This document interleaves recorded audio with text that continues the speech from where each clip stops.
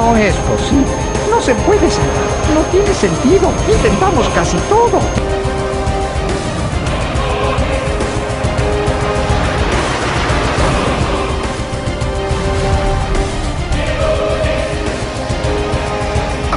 La información conseguida desde otro planeta sobre la especie humana es suficiente para saber que sin dudas se trata de una especie muy interesante. Pero mírenlos, no son encantadores. Las iranas son. Conectando energía. Iniciando sistema. Activando. Unidad 2335.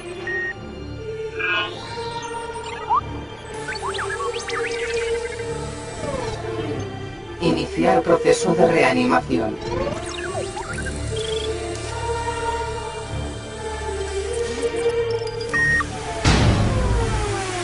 Las cosas cambiaron estos últimos años. La gente está cambiando. Lentamente están cambiando. Es el momento de intentarlo. Tenemos que intentarlo.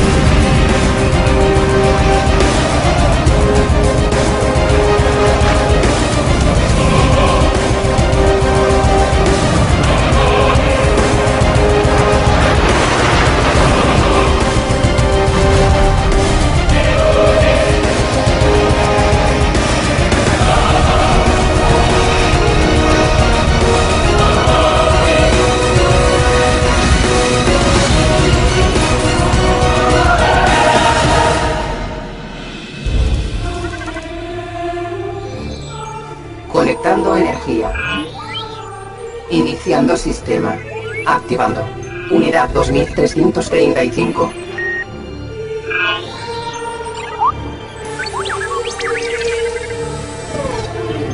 Iniciar proceso de reanimación.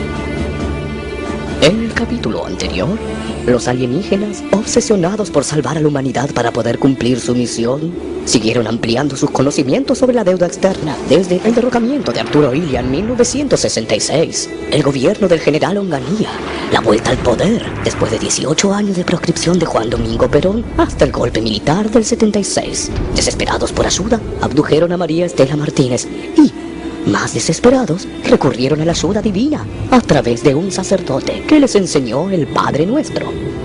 Los marcianos seguirán intentando comprender el funcionamiento de este perverso mecanismo y a través de la brecha espacio-temporal modificar la historia para poder desarticular este peligroso obstáculo para el desarrollo humano, salvar a la humanidad y así cumplir su misión. Descansado. Las iranas son. Este humano es clave para nuestra misión. Tiene que despertarse. Podemos abducir a otro economista y seguir nuestra investigación. No veo la necesidad. Computadora, despiértelo como sea.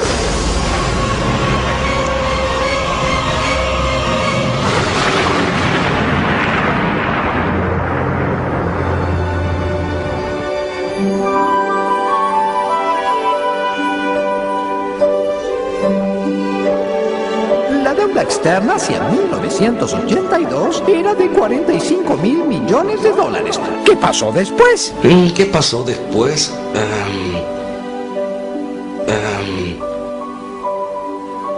En agosto de 1982 estalló en México la crisis de la deuda externa. Las reservas de ese país se agotaron ante la especulación y la fuga de capitales. Ante esos sucesos, México se declaró incapaz de cubrir el servicio de la deuda externa, que había llegado a 87.000 millones de dólares. Estaban todos en la misma. ¿Y cómo afectó eso a la Argentina? La moratoria de México alertó a todo el sistema financiero internacional, ya que era posible que se generara una crisis sistemática que afectaría a todo el mundo, y esto provocó que finalizara el flujo de capitales hacia los países en desarrollo. ¿Qué quiere decir eso? Quiere decir que ya no les prestaban plata a los países endeudados. ¿No les prestaban nada de nada? Bueno, eso no es tan malo. Bueno, nada de nada, no. No les prestaban por negocio, les prestaban por necesidad, para que no entraran en moratoria.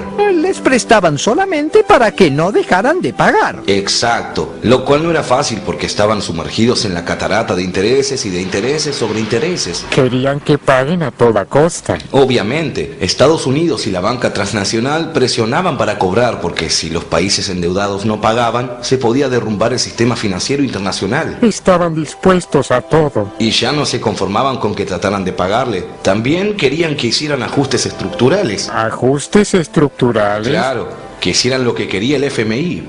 Privatizar las empresas públicas, es decir, vender las empresas que eran del Estado. Abrir la economía es el proceso a través del cual la economía se ajusta a las nuevas realidades del mercado. Implica el acercamiento de la economía con la de los principales centros de desarrollo económico y fomenta la inversión extranjera eliminando regulaciones y control de precios nacionales e internacionales y reduciendo restricciones en los campos financieros, fiscales, comerciales, de inversión y monetarios. Bajar salarios. Reducir el gasto público, que es lo que gasta el Estado en salud, educación, urbanización, viviendas, alcantarillado, agua y saneamiento, asistencia social, planes contra la pobreza, seguridad social, entre otras cosas. ¿Y para qué querían eso? Bueno, en teoría para obtener superávit fiscal y superávit en el balance de pagos, que posibilite el pago de los servicios de la deuda. Para que gasten menos y paguen más. Y así, la deuda se transformó en una entidad autónoma, desligada del proceso de producción y, por el contrario, quitándole recursos al Estado. Menos educación, menos salud, menos inversión para infraestructura y crecimiento. Digamos que el monstruo había adquirido vida propia. Y en este punto es importante reconocer dos etapas en la vida de la deuda externa argentina: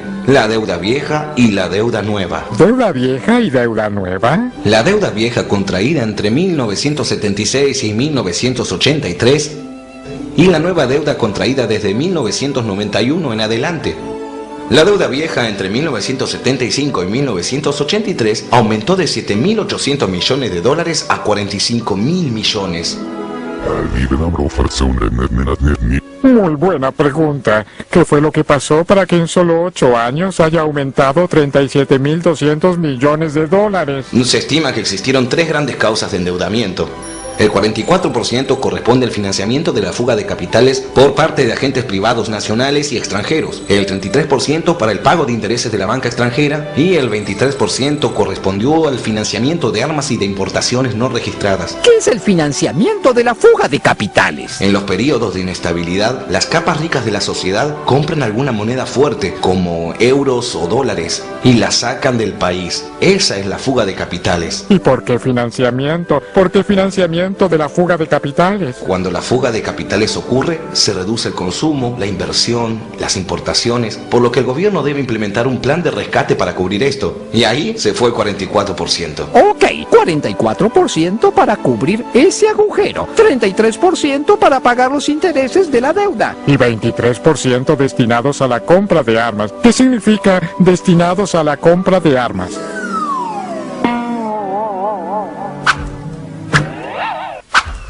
Lo de la fuga de capitales es muy importante porque en 1985 la Argentina debía 50.000 millones, pero si se le suprimiera el financiamiento de la fuga de capitales, se reduciría a 1.000 millones. ¿A 1.000 millones? Hay que tener en cuenta también la enorme importancia que tuvo la acumulación de intereses sobre el monto total de la deuda. Claro, porque con tantos intereses terminaron pagando mucho más. Exacto, si los intereses pagados por encima de las tasas históricas considerando como tales la inflación de Estados Unidos más 1%, se hubieran aplicado a pagar la parte del capital. La deuda externa se habría terminado de pagar en 1988. Un momento. Eso hubiera ocurrido si todo lo que pagaron de más gracias a los intereses elevados se hubiera usado para pagar la deuda. Así es, la deuda se hubiera terminado de pagar en 1988.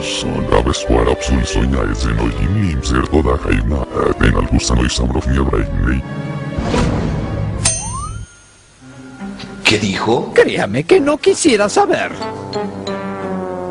Entiendo. Bueno, la deuda nueva es la que devino después del gobierno de Raúl Alfonsín.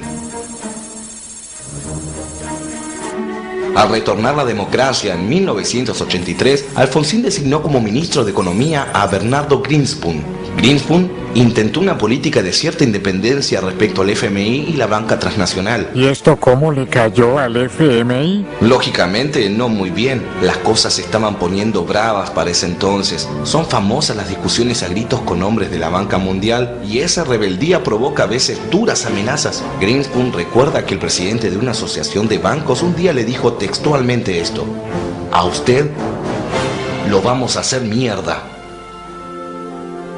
¿Cuánto duró Greenspun en su cargo? 15 meses. Bueno, parece que por lo menos empezaban a sincerarse. ¿Y la deuda? Bueno, en cuanto a la deuda, Alfonsín prometió durante la campaña electoral distinguir entre la legítima y la ilegítima. ¿Qué quiere decir con deuda legítima y deuda ilegítima?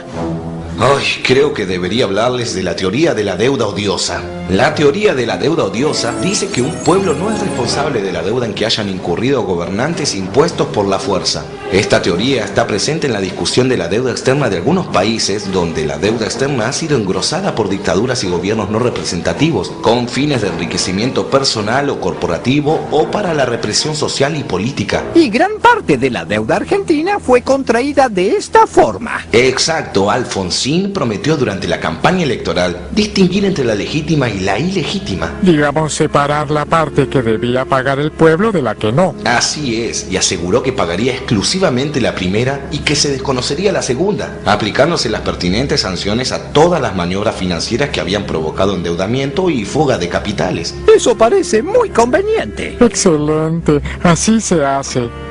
¿Lo hizo? No, Alfonsín sostuvo que de lo poco que se pudo investigar, surgió una cifra despreciable. ¿Qué quiere decir con una cifra despreciable? Quiere decir que la porción ilegítima era tan pequeña que no valía la pena seguir.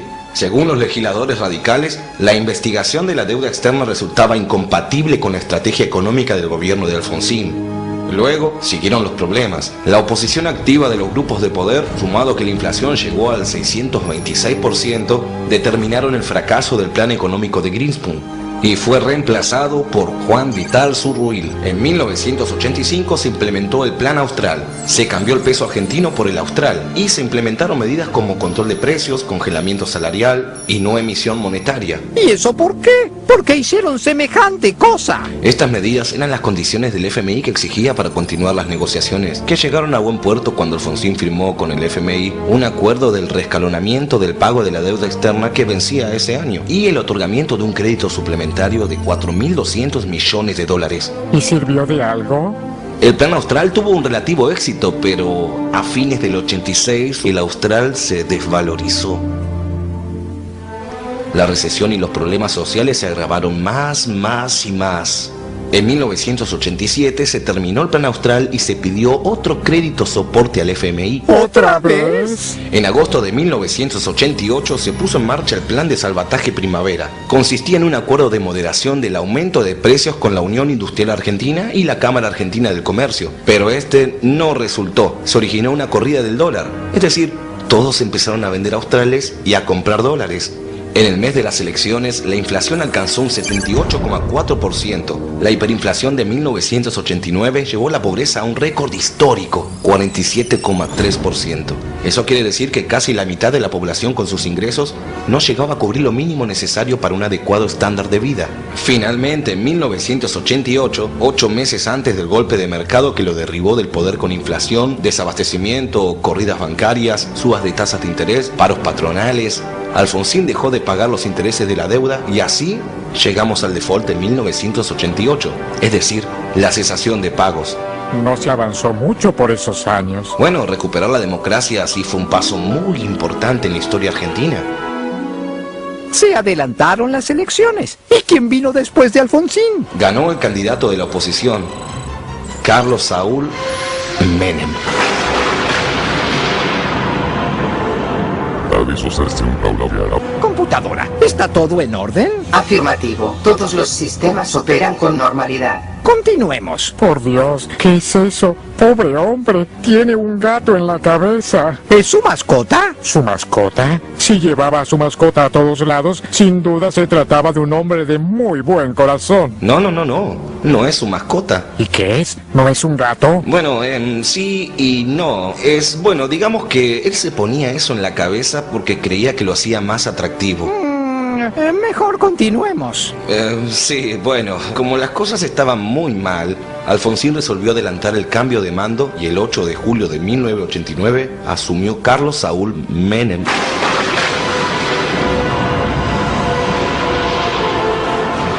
Pero, ¿qué está pasando, computadora? Hubo una descarga. No es posible determinar el origen.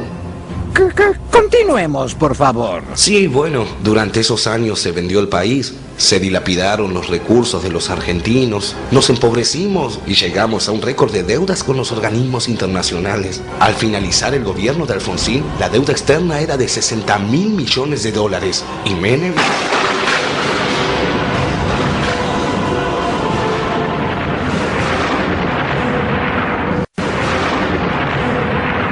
y Carlos Saúl... No lo nombren más. ¿Qué? ¿Qué puede tener de malo nombrar a Menem?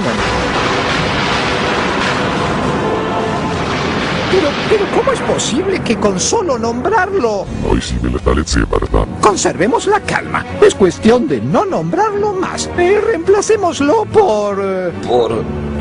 ¿Señor Gato? ¿Qué? Señor Gato. Llamémoslo Señor Gato. Hoy sí me la ¿verdad? Coincido, doctor. Con tal de nombrarlo, llamémoslo de cualquier forma. Continuemos, por favor. Alfonsín dejó una deuda de 60.000 millones de dólares. El señor Gato la llevó a 122.000. Ay, fue una pérdida enorme para el Estado. ¿Y qué pasó entonces? Creo que ya no puede más. Lo mejor será continuar con otro. Pero vamos a matarlo. El paso por la brecha, las sucesivas reanimaciones. El doctor tiene razón. Mientras esté vivo, debemos utilizarlo. No podemos desperdiciar abducciones. Podemos encerrarlo y así no tener que paralizarlo y reanimarlo nuevamente. No podemos correr riesgos. Pero... sí, señor.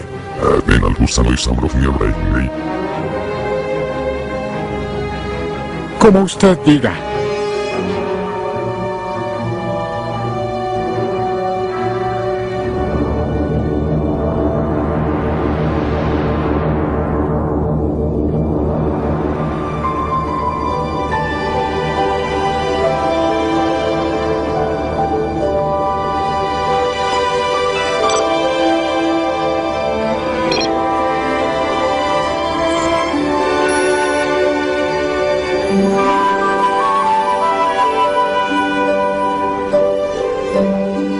¿Pero qué ha pasado aquí?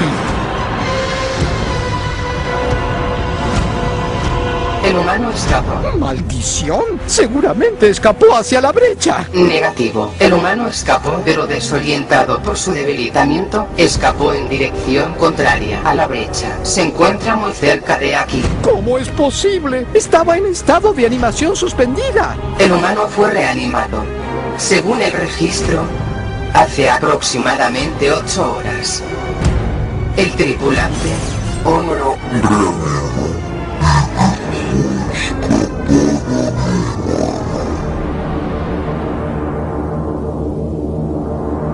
¿El tripulante Honor o qué? ¿El tripulante Honor o qué? Eso, ¿el tripulante Honor o qué? Ya no las hacen como antes. Así la razón. Entendido. Vamos a buscarlo inmediatamente.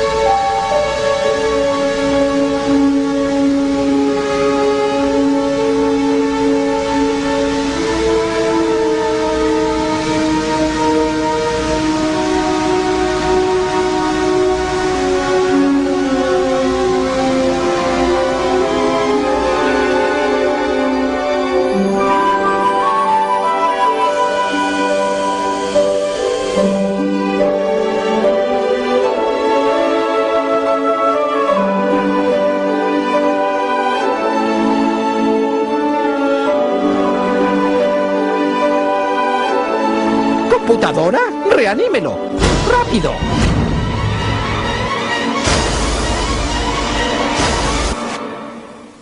El señor Gato, según sus propias palabras, un método de cirugía mayor sin anestesia, buscó conseguir réditos mediáticos, privatizó empresas, implantó una política decididamente reaccionaria, dirigida a bajar los salarios, extranjerizar el aparato productivo y pagar los servicios de la deuda a través del achicamiento del gasto público.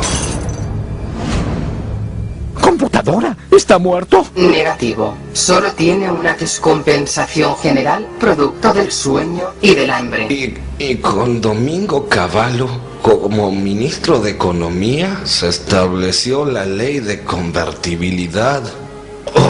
La ley de convertibilidad. El señor Gato y la ley de convertibilidad.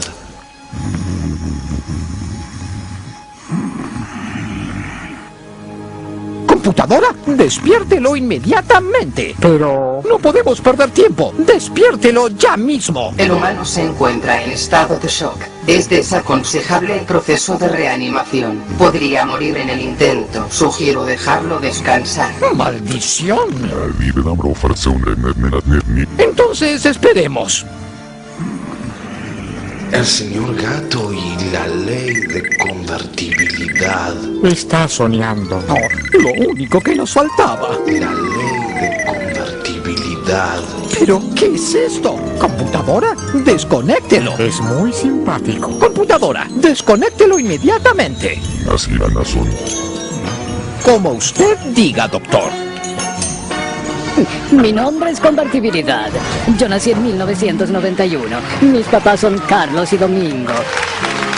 Cuando yo nací, papá Carlos estaba muy ocupado vendiéndoles las empresas del país a quienes las quisieran comprar. Ellos iban a hacer que los servicios fueran mucho mejor para los argentinos. Yo nací para facilitarles la vida a todos los argentinos.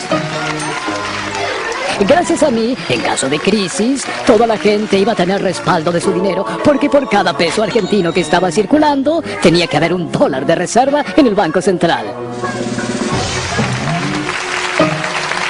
Un secreto entre nosotros. Los depósitos de los bancos no tenían respaldo. Pero ustedes no digan nada, porque si la gente se entera, se va a enojar. Ah, y no les conté. Creció un poco la deuda. Pero eso no importa. Lo que estuvo buenísimo fue que en esa época se podían traer productos de otros países porque eran súper baratos. Eso hizo también que se cierren algunas fábricas porque comprar cosas hechas acá ya no tenía sentido. Pero los que sí tenían trabajo podían comprar cosas importadas, viajar, vivían muy bien. Estaba buenísimo. Un tiempito después, como la deuda había estado en default desde 1988, llegó mi amigo Brady, el plan Brady, que vino para ayudar a los países que no podían pagar. Él era genial, porque nos ayudaba a ponernos al día con la platita que debíamos a los del fondo y que tantos problemas le traía al país. Brady nos pidió primero que reconozcamos toda la deuda sin chistar, la legítima y la ilegítima, como le decían. Pero eso no tiene importancia. Y gracias a eso, volvieron a prestarles dinero a Carlos y a Domingo. Les daban mucho y casi no les pedían nada a cambio. Así se generó la deuda nueva. Y gracias a eso viví 10 años, que para una persona como yo es demasiado. Hasta sobreviví a la crisis del tequila, que fue una crisis que hubo en México en 1994.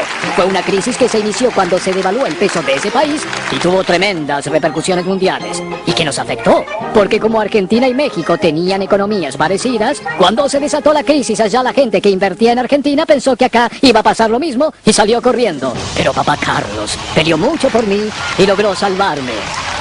Es cierto que generé mucha pobreza, pero bueno, no se hace una tortilla sin romper algunos huevos, ¿no? Para que yo pudiera vivir, era necesario que la gente no supiera demasiado de qué se trataba esto ni sus consecuencias. Y en eso, nuestros amigos, los medios de comunicación, nos ayudaron un montón, chicos. Un aplauso para nuestros amigos, los medios de comunicación. Hasta que lamentablemente en 2001, como yo había matado a la industria nacional y la deuda se había hecho enorme, ya no se pudo pedir más dinero a los amigos del fondo y lamentablemente en 2001 dejé de existir. ¡Ah! Pero no por mucho tiempo. ¡Ya estoy de vuelta, amiguito!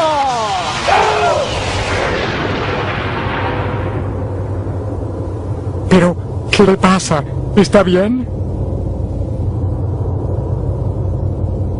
Por un momento creí que volvía a la convertir. Fue solo una pesadilla.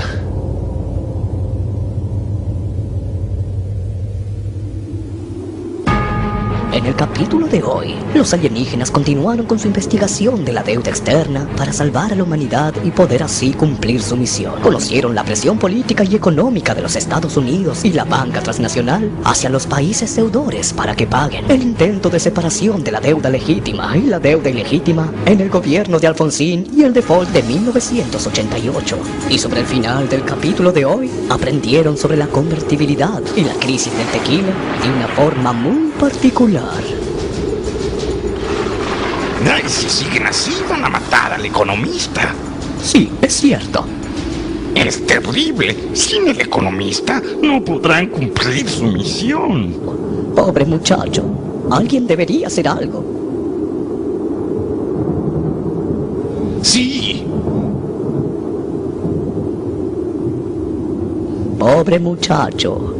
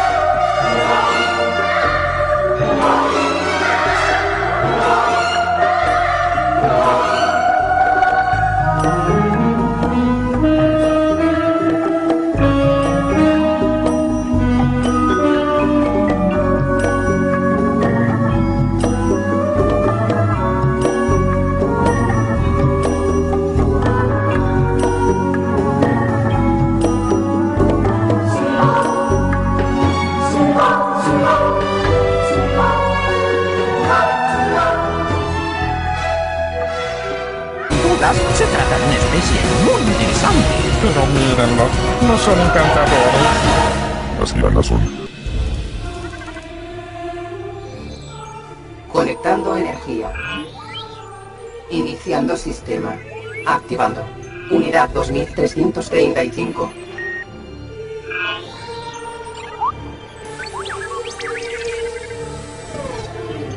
Iniciar proceso de reanimación.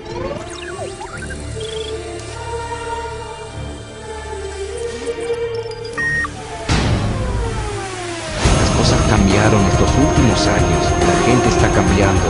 Lentamente están cambiando. Es el momento de intentarlo.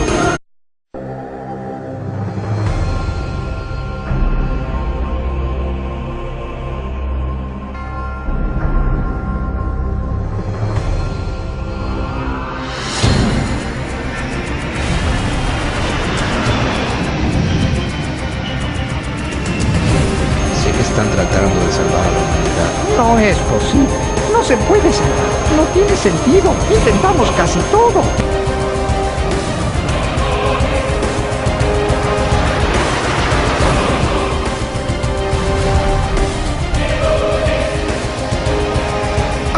La información conseguida desde otro planeta sobre la especie humana es suficiente para saber que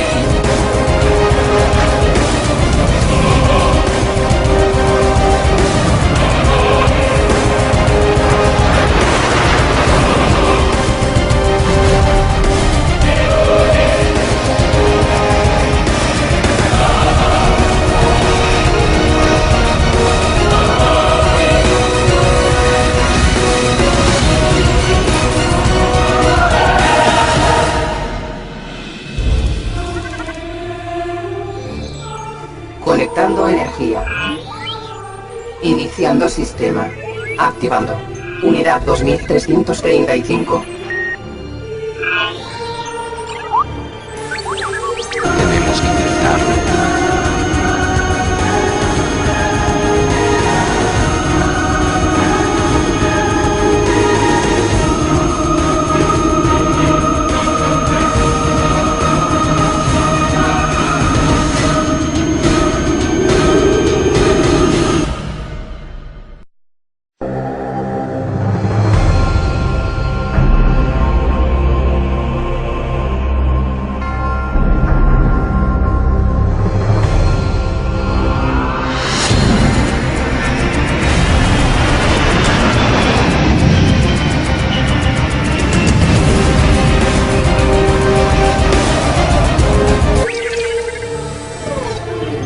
Iniciar proceso de reanimación.